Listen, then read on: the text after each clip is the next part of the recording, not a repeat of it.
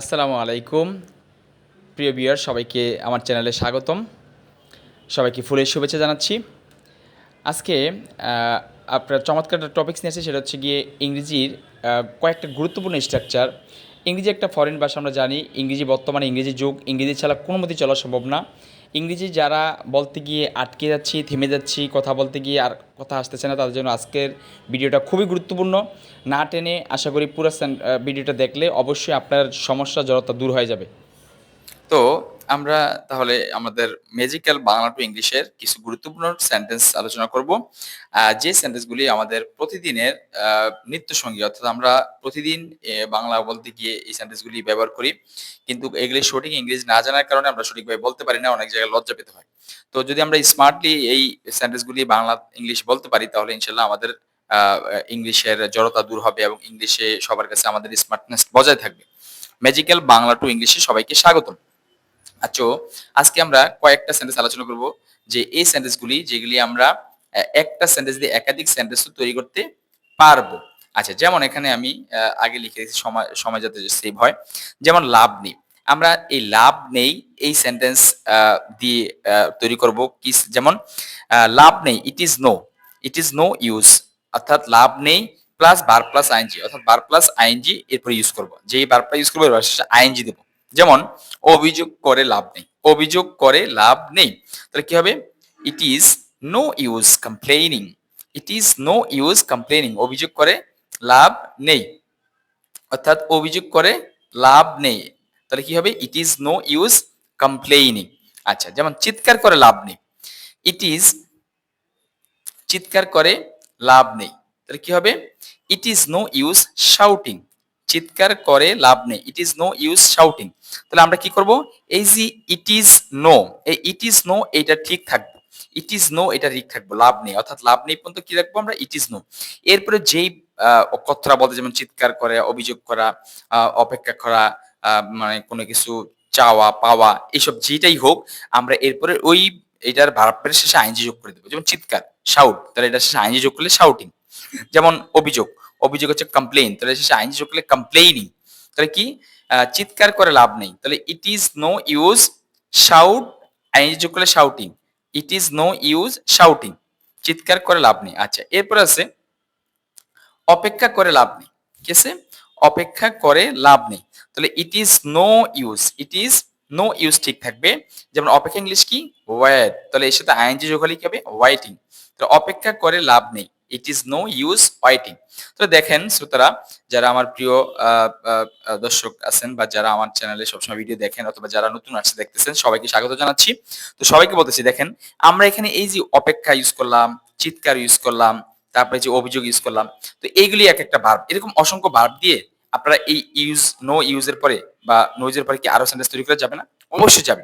যেমন আমাকে দেখে লাভ নেই, তাহলে it is no use seeing me, আমাকে দেখে লাভ নেই, it is no use seeing me, আমাকে দেখে লাভ নেই। আচ্ছা, তারপর বললাম যে আহ, আহ, ভাত খেয়ে লাভ নেই, সাপোজ।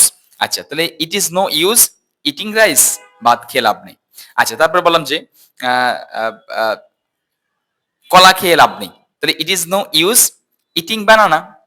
আচ্ছা, তারপর লিখলাম যে কবিতা লিখে লাভ নেই, it is no use writing poem, কবিতা লিখে লাভ নেই। তো এরকম অসংখ্য সেন্টেন্স কিন্তু আমরা বানাতে পারি, শুধু একটা কি রাখবো? এই মূল সেন্টেন্স ঠিক রাখবো, ইট ইজ নো ইউজ, এরপরে যে ভার্বটা বসাবো ওই ভার্বটার আইএনজি যোগ করবো, অর্থাৎ যে কথাটা বসাবো ওই কথাটার ভার্বের শেষে আইএনজি যোগ করে দিব, তাহলে কিন্তু আমরা অসংখ্য সেন্টেন্স এখানে তৈরি করতে পারবো। হ্যাঁ, আচ্ছা, তারপর আসলে আরেকটা স্ট্রাকচারে যাই।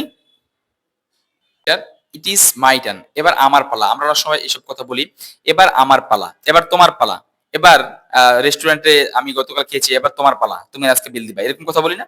তাহলে এইসব কথাগুলি আমরা ইংলিশে কিভাবে স্মার্টলি বলতে পারি দেখেন, খুব ইজিলি বলতে পারবো, তাহলে আমরা অসংখ্য সেন্টেন্স তৈরি করতে পারবো। হ্যাঁ, এই সেন্টেন্সগুলি খুব ইজিলি আমরা বিভিন্ন জায়গায় ইউজ করতে পারবো। আচ্ছা, যেমন এবার আমার পালা, ইট ইজ মাই টার্ন, এবার আমার পালা, ইট ইজ মাই টার্ন। এবার এবার আমার আপনাকে সাহায্য করার পালা, অর্থাৎ এবার আমার আপনাকে সাহায্য করার পালা, তাহলে কি হবে? It is my turn to help you, অর্থাৎ আমরা ইট ইজ মাই টার্ন ঠিক রাখবো, it is my turn, it is turn, অর্থাৎ এই এখানে মায়ের জায়গায় অন্য কিছু হতে, যেমন তোমার পালা, ইট ইজ ইউর টার্ন। এবার ছোট ছোট মেয়ের পালা, ইট ইজ ইয়াঙ্গার টার্নস। এবার বাবার পালা, ইট ইজ ফাদার্স টার্ন, হুম?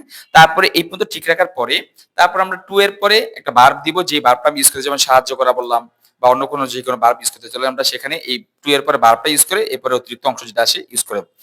তো যেমন এবার আমার আপনাকে সাহায্য করার পালা, তো it is my turn to help you, এরকম ভাবে ইজিলি সেন্টেন্স তৈরি করতে পারবো। বাংলাটা সহ উচ্চারণটা দেওয়া আছে যাতে করে কারো উচ্চারণ করতে সমস্যা না হয়। আচ্ছা, এরপরে বললাম এবার আমার নিজের পরিচয় দেওয়ার পালা। এবার আমার নিজের পরিচয় দেওয়ার পালা। ইট is my turn to introduce yourself myself to introduce myself. তাহলে এবার আমার নিজের পরিচয় দেওয়ার পালা কি হবে? It is my turn to introduce myself. এবার যদি বলি এবার তোমার বিল দেওয়ার পালা। অনেক সময় আমরা রেস্টুরেন্টে খেয়েছি, তো আমরা বলি যে এবার বিলটা তুমি দিবা, তাহলে কি হবে?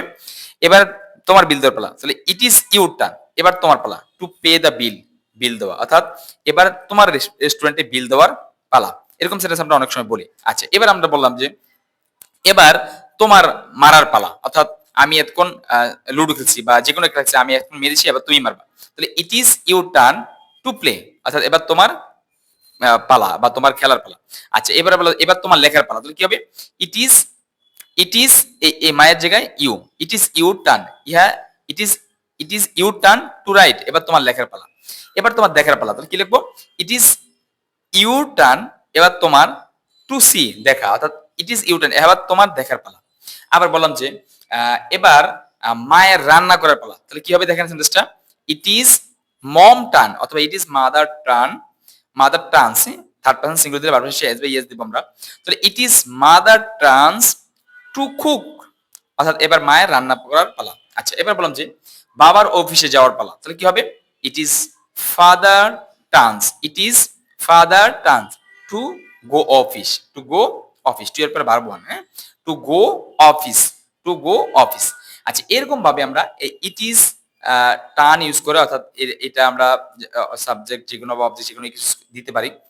তাহলে আমরা এরকম অনেক সেন্টেন্স ইজিলি স্মার্টলি বলতে পারি, যেগুলি আমরা যে কোনো কারো কাছে বললে অবশ্যই আমাদের ইংলিশের এই জড়তা দূর হবে এবং আমি সহজেই নিজেকে উপস্থাপন করতে পারবো। অর্থাৎ ইংলিশে বলতে গিয়ে আমরা যে আটকে যাই বিভিন্ন জায়গায়, এই ধরনের সমস্যা দূর হয়ে যাবে। তাহলে ইট ইজ মাই টার্ন, এরকম ভাবে আমরা সেন্টেন্সগুলি তৈরি করব। আর এরপরে আমরা আরেকটা টপিকস নিয়ে আলোচনা করব। আসেন, মরিয়া হয়ে আছি, I am dying to, I am dying to, তাহলে I am dying to use করব। এরপরে টু এর পরে আমরা যেই ভার্বটা ইউজ করব ওই ভার্ব ওয়ান দিব। যেমন আমি মরিয়া হয়ে আছি, জানতে কি ভিতরে আছে, অর্থাৎ ভিতরে কি আছে তা জানতে আমি মরিয়া হয়ে আছি। তাহলে কি হবে? I am dying to know, I am dying to, এই পর্যন্ত সব ঠিক থাকবে, এটা সব ভার্বে ঠিক থাকবে। আই এম ডাইং টু, হ্যাঁ, এই পর্যন্ত ঠিক থাকবে। এরপর হচ্ছে কি আমি জানতে, যেহেতু জানতে ইউজ করছি তাহলে নো ইউজ করলাম। তাহলে I am dying to know what is inside, what is inside, ভিতরে কি আছে। আচ্ছা, এখন আমরা যদি বলি যে আমি এখানে বাংলার অর্থটাও দিয়ে দিছি, বাংলার ট্রান্সলেশন, অর্থাৎ I am dying to no what's inside, যাতে করে সহজে অনেকে উচ্চারণ করতে পারে। তারপর হচ্ছে কি তোমার সুন্দর মুখটা দেখতে আমি উদ্গ্রীব হয়ে আছি, তাহলে আই এম ডাইং টু, হ্যাঁ, এটা ঠিক থাকবে, আই এম ডাইং টু। তারপরে কি দেখতে, তাহলে টু সি। এরপরে ইউর তোমার সুন্দর মুখটা, তাহলে ইউর লাভলি ফেস, তোমার সুন্দর মুখটা, তোমার সুন্দর মুখটা, ইউ লাভলি ফেস। এরকম ভাবে তোমার সুন্দর মুখটা দেখতে আমি উদ্গ্রীব হয়ে আছি, অর্থাৎ I am dying to see your lovely face. আচ্ছা, এরপর আসেন, আমি এখানে আবার ট্রান্সলেট করে বাংলা দিয়ে দিচ্ছি যাতে করে সহজে উচ্চারণ করা যায় উচ্চারণটা। তারপর হচ্ছে কি আমি আমার টিকিট পেতে মরিয়া হয়ে আছি, I am dying two have my ticket. আচ্ছা, এখানে I am dying two have my ticket আমি ইউজ, এই সেন্টেন্সটা যদিও অনেকগুলি সেন্টেন্স ইউজ করা যায়, তাহলে এখানে আই এম ডাইং টু ঠিক থাকবে, আই এম ডাইং টু। এরপরে পেতে টু হ্যাভ, হ্যাঁ, টু হ্যাভ মাই টিকেট, আমার টিকেট। আচ্ছা, এখন এই সেন্টেন্সগুলি ইউজ করলাম, আরো অনেক সেন্টেন্স থাকতে পারে না? তাহলে I am dying to, I am dying to, এটা ঠিক থাকবে, আই এম ডাইং টু, এটা ঠিক থাকবে। এরপরে টু এর পরে আমরা যেটা বসাতে চাই সেই ভার্বটা ওয়ান বসাবো। ভার্ব কি? ভার্ব ওয়ান, ভার্ব ওয়ান বসাবো। এই ভার্ব ওয়ান বসিয়ে এরপরে আমরা বাকি অর্থ নিয়ে আসতে পারবো। এভাবে আমরা এই I am dying to use করে অনেক সেন্টেন্স তৈরি করতে পারি। অর্থাৎ আমি আই এম ডাইং টু অর্থ হচ্ছে আমি মরিয়া হয়ে আছি, আমরা এরকম সেন্টেন্স অনেক বলি যে আমি উদ্গ্রীব হয়ে আছি, আমি মরিয়া হয়ে আছি তোমাকে দেখার জন্য। I am dying to see you, আমি মরিয়া হয়ে আছি তোমার পরীক্ষার ফল জানার জন্য। তাহলে I am dying to observe অথবা I am dying to know your result. হ্যাঁ, এরকম ভাবে অনেক সেন্টেন্স হইতে পারে। ওকে।